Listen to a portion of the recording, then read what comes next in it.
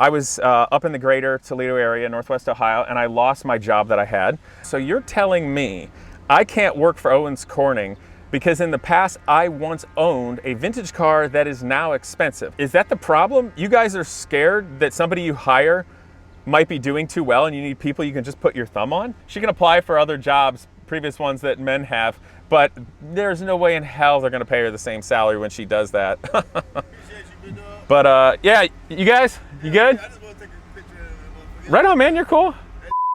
Thank you. Have a good day. I wonder if they could get hired at Owens. Companies can still discriminate for these reasons that are illegal and just say it's something else. Now it's gated manual V10 time, baby. Woo!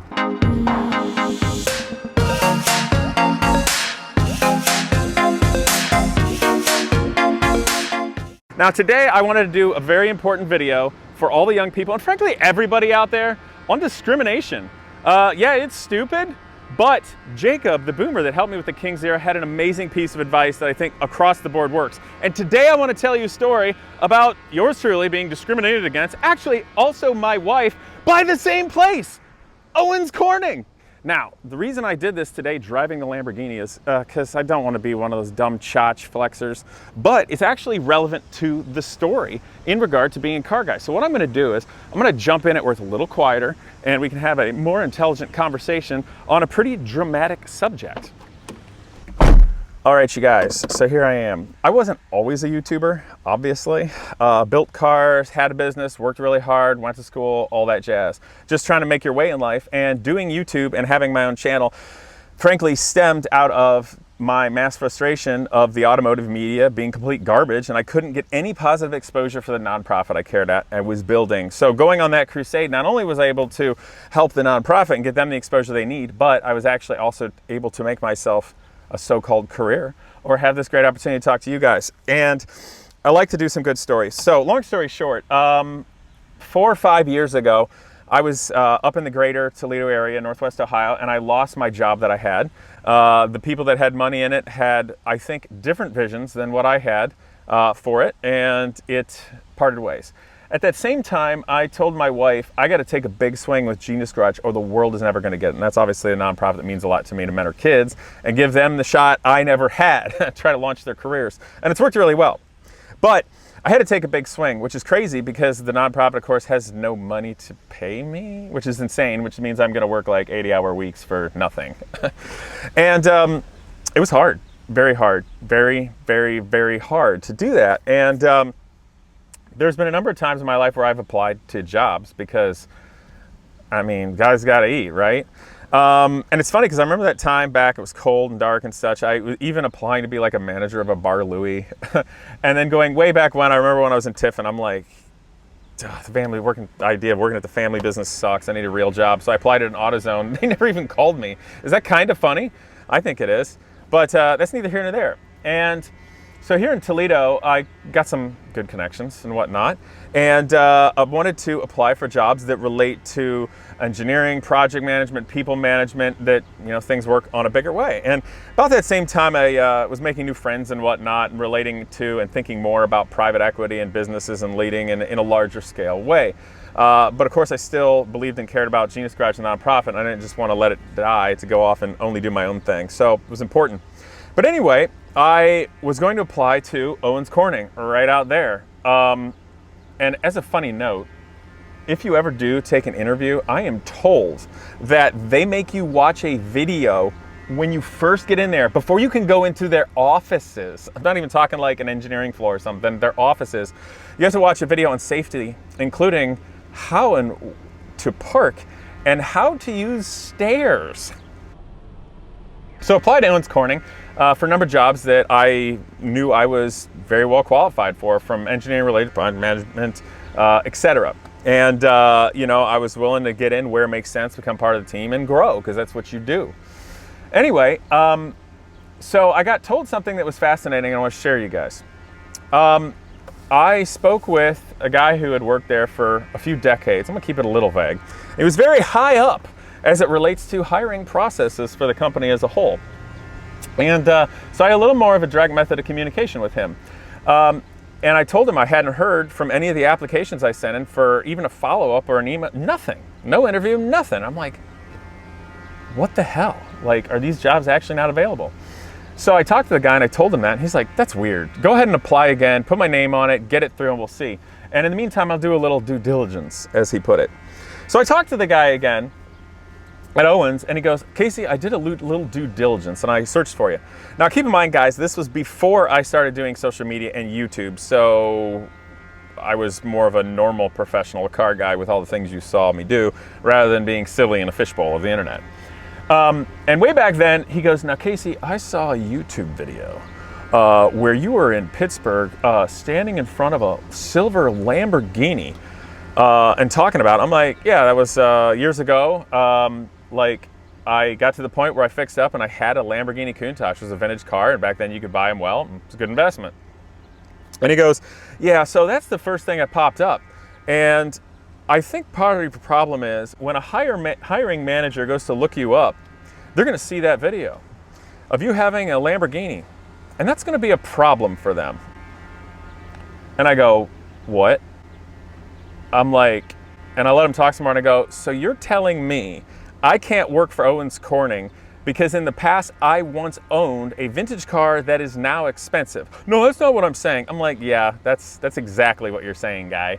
Then the guy after that proceeded to beat me down because running a nonprofit is not like a for-profit company where it's really important to get the numbers. I'm like, and he was beating me up because that a nonprofit is something you turn your nose up. And I'm thinking, gee, how many billion-dollar nonprofits exist out there? A few.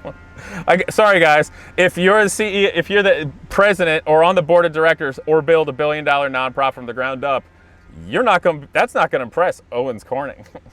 The thing that blew me away about that is, I'm not an idiot, and presented well, dressed well, spoke well, lead well, engineer well, everything. And because I owned this car in the past, I don't know why, but that will make it so you can't work there. I thought it was stupid and really wrong because that was basically my net worth at that time in my life. I had the car and it was an appreciating asset, unlike houses and stuff. But I was thinking, man, so you're telling me if it's a problem because you think I'm doing okay, that means anybody who has like 6 figures of equity in their house and don't completely own it, and don't completely have a loan for it, you wouldn't hire them either? They're doing too well? Like, is that the problem? You guys are scared that somebody you hire might be doing too well and you need people you can just put your thumb on? That could be a thing. It could also be jealousy. And it also could just be that they're afraid that I'd be the kind of person that wouldn't take crap because I don't need them. Well, newsflash, Owens Corning, everybody is the kind of person that doesn't need you. It's just maniacal. And I don't know why they did that. I think it's really dumb, and for a young person that would be in the position to have something like that and do it would be the kind of guy I would be more interested in interviewing, but that's just me. My wife also applied there once and she now works at a different corporation as a senior graphic designer doing project management. So she applied there and got an interview. And it was funny because the first thing that had happened, apparently, she had to go into like the lobby, like a safe room, and watch a video on all the safety procedures of actually going on to their office campus. Again, not engineering, not manufacturing here. It's a freaking office. So in this video, apparently, among everything relating to fire and how to park, they also teach you how to walk up and down stairs. Okay, I guess you probably got suited into oblivion a few times. That's why you had to do this crazy BS. But it's hilarious because if you're hiring people stupid enough that they don't know how to use stairs properly, I don't think people want to work there. But it was pretty incredible. It was pretty incredible to hear that guy backpedal when I told him, so you're telling me I can't be hired because I once owned a vintage car that is now expensive. Great. And then he tried to beat up on me for building a nonprofit for nothing because I don't know business. And then, of course, my wife goes in there, and the woman is like ice glaring her. Now, my wife is a lovely person and incredibly smart and talented. Yeah, among other things, graphic design, people leadership, etc. So the woman hiring is just ice glaring her like straight, just like RBF. And gets in there, and the first thing she said, she goes, I have a daughter your age. Might as well just walk out at that point. You're not going to get considered, or at least given a real point of view. So guys, here's the deal. I just want to tell that little story. And I'm driving the Gallardo today. It's a great car. I'm having a good time. It's super fun. So here's where I'm going, guys. That's obviously like, oh, poor white guy got discriminated against because he had a Lamborghini in the past and they didn't want to hire him because they're stupid. Yeah, but it's still discrimination. It still sucks. My wife got discriminated against because of age. And frankly, same thing for here, where she is now. Yeah, it also comes down to being a woman. She can apply for other jobs, previous ones that men have, but there's no way in hell they're going to pay her the same salary when she does that. So unfortunately, she's going to have to get mean and play the game real if she wants to really go somewhere with her career. It's really sad because she's insanely talented. And, you know, that is discrimination, both of those things, age, sex, or perceived class. But the fact of the matter is I bring this up because people do get discriminated against in every way, shape, and form all over the world. Not just America. America's a pretty nice place, but all over the world and in big corporations like this. Because, I'm gonna read my phone here. I pulled up a couple things that are illegal to discriminate against. Now, you go under the U.S. Citizenship and Immigration Services that found this quick. Types of discrimination prohibited of anti-discrimination laws. It also prohibits employment discrimination based upon national origin, race, color, religion, sex, age, disability, and genetic information. And it goes on to all of these things. And that's good, it should be. But the fact of the matter is, companies can still discriminate for these reasons that are illegal and just say it's something else. But the wisdom is this, and this is the wisdom I got from this. It took me forever and I should probably stick to my own wisdom. Jacob, the boomer that helped me with the King Zero, building that, he had the best piece of just old school basic wisdom that he'll tell little kids. If little kids are not playing together well, and the one's like, they're being mean to me, they took my stuff, you gotta, oh, there's somebody here. What do they want?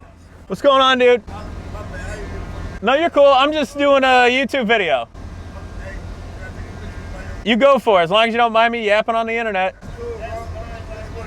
Right on, dude. Do your thing. I wonder if they could get hired at Owens. Anyway, so if you get discriminated against, it's the same thing when you were kids trying to play with people. If they don't want to play with you, go somewhere else. It's simple. Jesus Christ got treated like garbage with the SVRA. I finally got wise, just go somewhere else. It's that way in life. I mean, people are gonna hate everybody else for one reason or another. You don't want to play with them, you don't want to work with them, and it's okay. There's no magic thing that's gonna make everybody like everybody else for any reason. People might not like me because I'm wearing my Star Trek shirt, and Star Trek people are nerds. I don't care if you like me or not. And maybe that's why I can be on a Monday beautiful morning driving around in my Lamborghini. I also work absurdly hard at all times and can't sit still, so that helps. But yeah, you guys, you good? I just want to take a picture of it. Right on, man, you're cool. That shit's sick. Thank you. Have a good day. You too. I like your truck. Thank you, man. You got it. Ain't as expensive as that. I don't know. Those things are pretty expensive, man. My truck's not as good as yours. Man, it's only like, I work at Chrysler, so I got an employee discount. Oh, nice. That's really helpful. Right, so it was like, they took off like 12,000. Oh, nice, dude. That's awesome. It's funny. I'm actually doing a video right now in this Lamborghini because like 10 years ago, I had an older Lamborghini that I fixed up. And before I ever became a YouTuber, there was a video of the Lamborghini when I went to the show and another dude took a video of it. And Owens Corning, the guy straight told me that because I once owned a Lamborghini, that's going to be a problem for a hiring manager. Is that some bullshit? Yeah. I think so too. Like, what did they even have to do? What's the correlation? Dude, I don't know. You could think about that 10 ways to Sunday. I don't know. There's some water around. We about to go fishing real quick. Oh, nice. Yeah, that sounds fun. Yeah. Right on, guys. Well, have a good day. You too, big dog. Anyway, so yeah, guys, life is unfair and stupid, and people are stupid. Owens Corning, stupid. So yeah, discrimination sucks. But just listen to Jacob, the old fabricator boomer. If they don't want to play with you, go play somewhere else. Makes life more fun, even if you have to run into a whole lot of stupid people. But all those stupid people and bad experiences in your life makes you better and makes you stronger. So I don't know where I'll end up in the future. I don't know where my wife will end up with our careers, working with or for anybody else. But I will tell you this, since that time long ago when I applied for Owens Corning, a lot of great things have happened. Genius Garage stands on its own 2 feet as a nonprofit. That's hard to do. I have a few cool toys to drive around because I'm standing on my own 2 feet half decently. My wife still has a good job, although it's kind of a mess there. There's a lot of cool things going on. I can pick up my phone and dial a whole lot of different CEOs right now. And I don't really have to worry about some dumb HR person discriminating me at a company like this that hires people so stupid they have to give you a tutorial video on how to use the stairs. But yeah, that's really it, guys. Just discrimination exists in a million ways to Sunday. You can make things illegal, but other places are just going to find ways around it if they don't want to hire you. And if they don't want to hire you, go somewhere else where you're appreciated. America's a big place with loads of corners and cultures and things to do and everything. So regardless of who you are, you're going to go somewhere people aren't going to like you. Yeah, even me, a white straight guy. Yeah, people don't like me a lot of places and will discriminate against me for that reason. But you know what? They're going to do that to everybody for all these things that are illegal. Race, sex, religion, orientation, race, color, all that. But it's a pretty cool place out here. We can all find something good to do and get somewhere better. So for all the people out there, you've been knocked down and kicked in the teeth because nobody wants to see your value and they can't handle it. Well, they're probably just not good enough for you. They're not at your league. Or maybe you're delusional, and maybe get undelusional in that case. But if you're not, keep your head up. If they don't want you, screw them. All right, you guys. Enough of this. I think I'm gonna go down to the shop. It's a beautiful day. I tell you what, I'm gonna go support my local coffee shop and get a cappuccino. And then I'm gonna go down to the shop and work really fast, all caffeinated. That's it. I hope this is a little fun wisdom for you. And that's it. Now it's gated manual V10 time, baby. Woo! You should totally subscribe because I'll probably make some other people mad. But it's fun. See you guys.